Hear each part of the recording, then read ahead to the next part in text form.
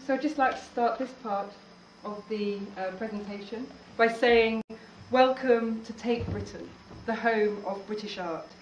Tate Britain has been branded by BP and sponsored by this company for the past 24 years. If you are a visually literate person and you go to the Tate Britain, you will see logos on pamphlets, on posters, on exhibition signage and on banners.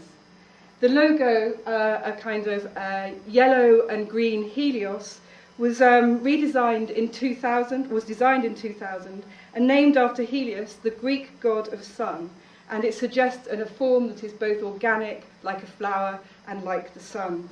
I'm going to talk about this piece of work, Human Cost, from 2011, and it happened on the 20th of April. It was a performance that marked the anniversary of the Gulf of Mexico oil spill, and it took place in the Leuven galleries of Tate Britain. So if you go back to that image before, you'll imagine yourself walking through the main entrance of Tate Britain and then into these very big, large, open galleries that are free to get in. The performance lasted for 87 minutes, and this is a number that was symbolic for us. It was the number of days that the Gulf of Mexico oil spill lasted for. On the same day that we did this performance, 166 people who work in the arts wrote a letter which was published in a national newspaper calling for Tate to drop its sponsor, BP. So in working on this performance, we became obsessed by oil.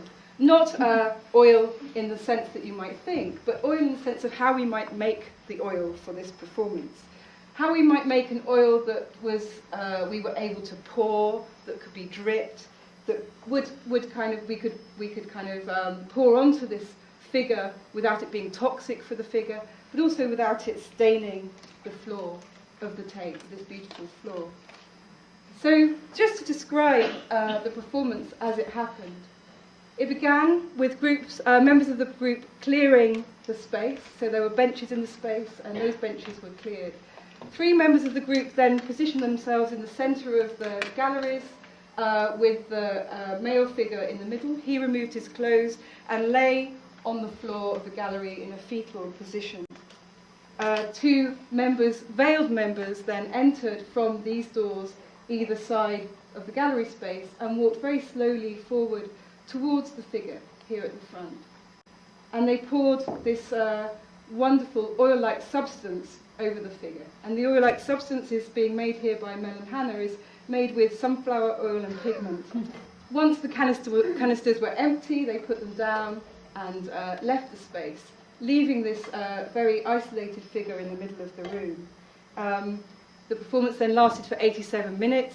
The figure got up, he was matted down, put on a boiler suit, and then everyone left the galleries. As with many performances by Liberate Tate, we have to navigate security. But we have one advantage.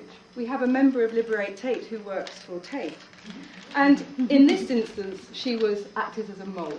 And she told us that due to a previous performance by Liberate Tate a year before, that security was going to be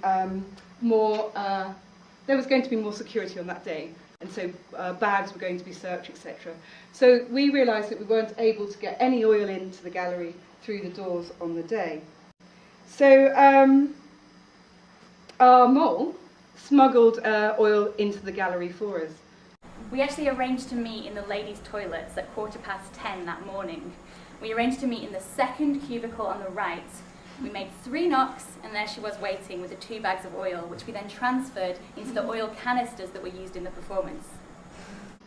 So as you can see here, Tate screened off the incident, but Liberate Tate were left to leave without being stopped.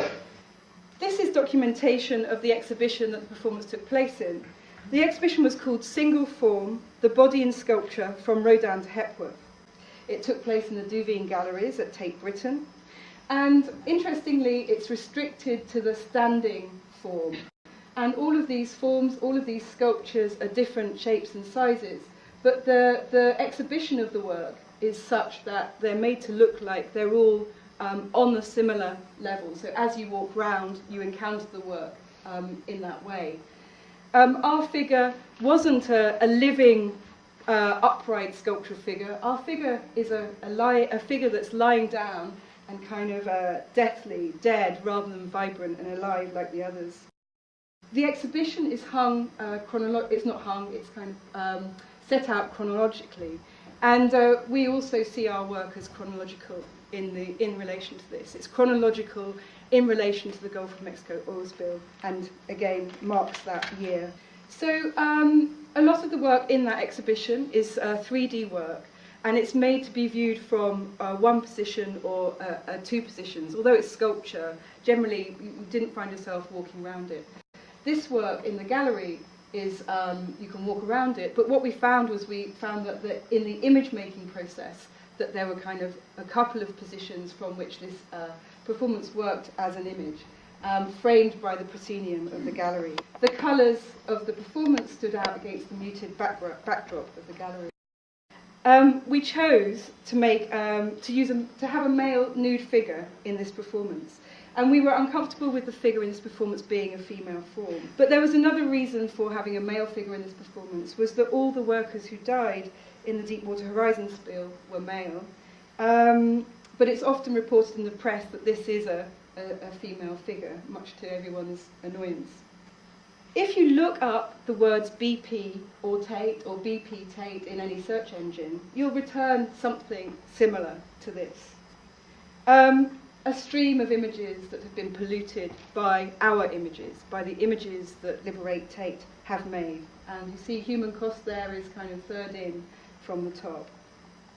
It was that image of that performance was an iconic image that was reproduced many, many times. And when we make these performances, the photographs that are taken on the day of the performances are distributed immediately at the time of the performance. We also make videos of those performances, which are often online within 24 hours of the performance itself.